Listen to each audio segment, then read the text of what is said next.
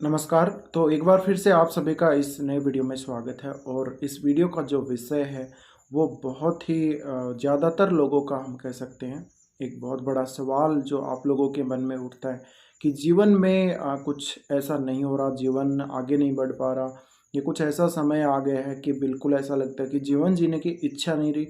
तो जीवन में सबसे बुरा वक्त कब आता है, ये सबसे बड़ा सवाल है आप लोगों का। और ये आप कुंडली से कैसे चेक कर सकते हैं कि आपको कोई भी जैसे समय आने वाला समय जो भी है फ्यूचर है, तो उसमें कब ऐसा लगने लगेगा कि आपको लगेगा कि अब सबसे खराब वक्त है। और क्या वास्तव में वो वक्त जो आपको लगता है कि ये सबसे ज़्यादा खराब वक्त है मेरा, क्या वो वास्तव में खराब होता है या वो आपको लगता है। तो इसमें आप किस प्रकार से भ्रमित हो जाते हैं, आपकी कुंडली में कौन से ऐसे योग होते हैं जिनकी वजह से आपकी ऐसी स्थिति बन जाती है, आपके मन की ऐसी स्थिति बन जाती है। तो इसमें कुछ रेमेडीज़ भी मैं आपको सिंपल रेमेडी लास्ट में बताऊंगा।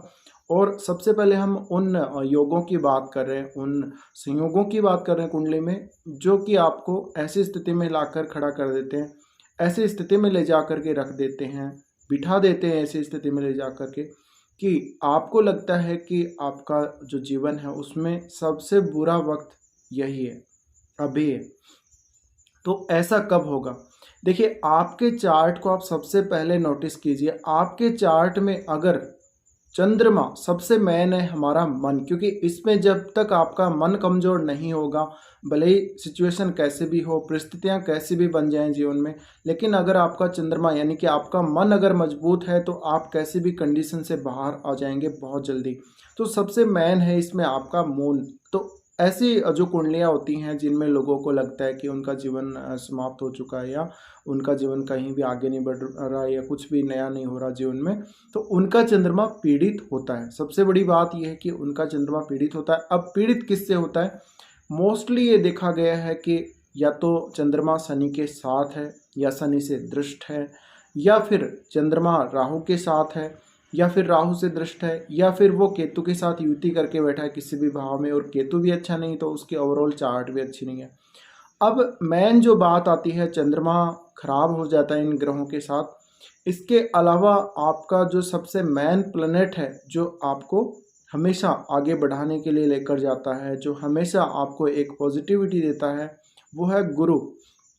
तो गुरु जैसा प्लैनेट का वीक होना आपके चार्ट में, और गुरु कहीं भी केंद्र भाव से संबंध नहीं बना रहा हो या केंद्र भाव में बैठा नहीं हो, तो ऐसी सिचुएशन क्रिएट हो सकती है।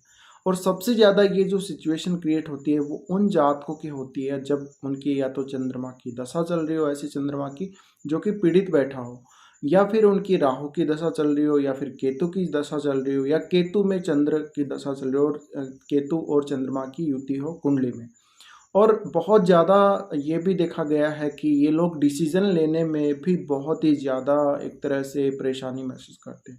तो जब आप डिसीज़न ही नहीं ले पाएंगे, जब आप अपनी कोई रणनीति नहीं बना पाएंगे, आप फ्यूचर में आप किस तरह से काम करेंगे ये नहीं सोच पाएंगे, ये प्लान नहीं कर पाएंगे, तो आप आगे कैसे बढ़ेंगे? आप खुद सोच लीजिए। और आप इस बात को सोचिए कि आपका मन कितना वीक उस समय हो जाता है जब आपको लगता है कि आपका जीवन बस समाप्त हो चुका है, अब आपकी जीने की इच्छा नहीं रही है, या फिर आपका ये जो वक्त चल रहा है ये सबसे खराब वक्त चल रहा है।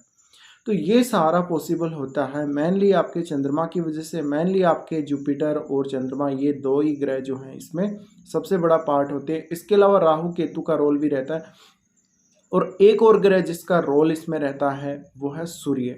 तो सूर्य कहीं भी आपके लगन से संबंध नहीं बना रहा होता है, या फिर वो सप्तम से संबंध नहीं बना रहा होता है, तो ऐसा हो सकता है। तो विशेषकर आपका अगर लगन भी पीड़ित है और लग्नेश भी पीड़ित है तो भी ऐसा हो सकता है।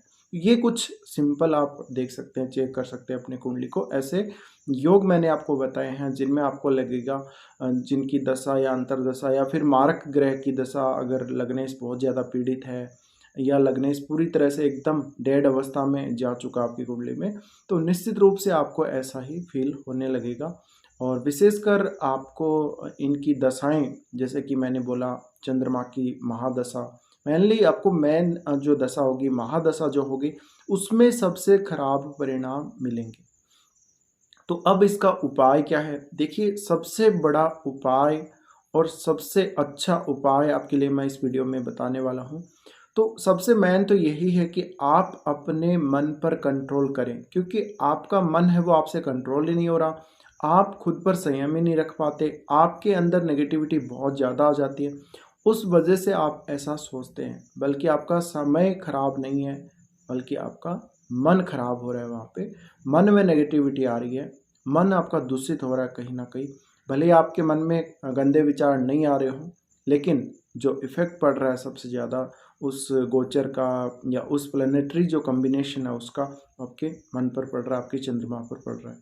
तो सबसे मेन आपको ये करना है, जिन लोगों को भी ये लगता है कि उनका समय खराब चल रहा है, या जीवन में ऐसा हो सकता है कि आपको बहुत बार ऐसे मौके आए हों कि आपकी तो लाइफ बिल्कुल जीरो है, आपकी लाइफ चल ही नहीं रही, या कुछ ऐसा हो रहा है कि आपको लग रहा है कि बिल्कुल हम सक्सेसफुल नहीं हो सकते लाइफ में।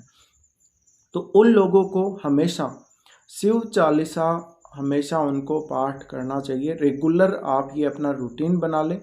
इसके साथ ही अगर आप चंद्र कवच का पाठ करेंगे तो चंद्र कवच इसमें बहुत ही ज़्यादा इम्पोर्टेंट रोल प्ले करेगा। जो नामावली है 108 नाम की, जो चंद्रमा की नामावली है, उसका पाठ आपको अवश्य ही करना चाहिए। इसके साथ साथ तो शिव चालीसा के साथ साथ आपको चंद्र की जो नामावली है, 108 नाम जो चंद्रमा के हैं, वो एक तरह से मंत्र के समान ही है, और वो आपको एक तरह से पाठ करना है रेगुलर। तो अगर आप शिव चालीसा और चंद्र नामावली को अगर आप पाठ करते कंटिन्यू करते हैं, इन दोनों को, कैसी भी सिचुएशन आपकी हो, आप बहुत ही अच्छे से वहाँ से अपने आप को निकाल सकते हैं, आप अच्छा महसूस कर सकते हैं।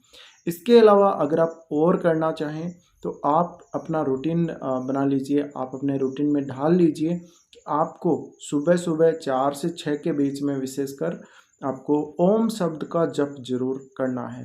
क्योंकि जो सुबह सुबह की जो एनर्जी होती है, ब्रह्म मुहूर्त जो होता है 4 से 6 के समय में, आपको ओम शब्द का जप करने से इतनी ज़्यादा पॉजिटिव जो एनर्जी है ब्रह्मांड की, वो हमारे शरीर में प्रवेश करती है, और उससे जो पूरे दिन हमारा जो मन पॉजिटिव रहता है, आप कभी करके देखें तो आपको इसका आभास स्वयं हो जाएगा। तो ये मेरी आपको एडवाइस है, ये मेरा आपको सजेशन है कि आपको अगर फिर भी दिक्कत आ रही है, शिव चालीसा का पाठ करते हुए भी अगर दिक्कत आ रही है, वैसे तो आएगी नहीं अगर आप सही तरीके से करेंगे, सही मन से करेंगे, या फिर आप मान लीजिए कोई ऐसी समस्या है आपको कि आप नहीं कर सकते, तो ओनली आपका जो काम है वो ओम शब्द के जप से भी चल सकता है। बट आपको बहुत ही ज़्यादा उसमें अपना जो कंटिन्यू रूटीन है वो बनाए रखना होगा। तो जिन लोगों को भी ये लगता है वो ये उपाय करके अपनी लाइफ में आगे बढ़ सकते हैं, बहुत ज़्यादा पॉजिटिव आप लोग रह सकते हैं। इसके बाद भी आपको समस्या आती है तो देखिए, मैं आपके लिए आने वाले समय में काफ़ी सारे ऐसे वीडियोज़ लाने वाला हूँ, जहाँ पर मैं आपको रेमेडीज़ बताऊँगा, और इनकी एक अलग से प्लेलिस्ट मैं क्रिएट करने वाला हूँ, जिसमें आपको रेमेडी के मेरे सारे वीडियोज़ मिल जाएंगे, एक ही जगह पे मिल जाएंगे, एक ही प्लेलिस्ट में। तो वहाँ से आप चेक कर सकते हैं और देख सकते हैं। तो फिलहाल आप समझ गए होंगे कि आपके चार्ट में ऐसा क्यों हो रहा है, आपके जीवन में ऐसा क्यों हो रहा है कि आपको ऐसा फील हो रहा है कि जीवन में कुछ बचा नहीं है, या जीवन समाप्त होने वाला है, या मेरी लाइफ बिल्कुल ज़ीरो है। तो इस प्रकार के जो नकारात्मक विचार हैं वो कब आ सकते हैं। तो फिलहाल के लिए इस वीडियो को देखने के लिए आप लोगों का शुक्रिया।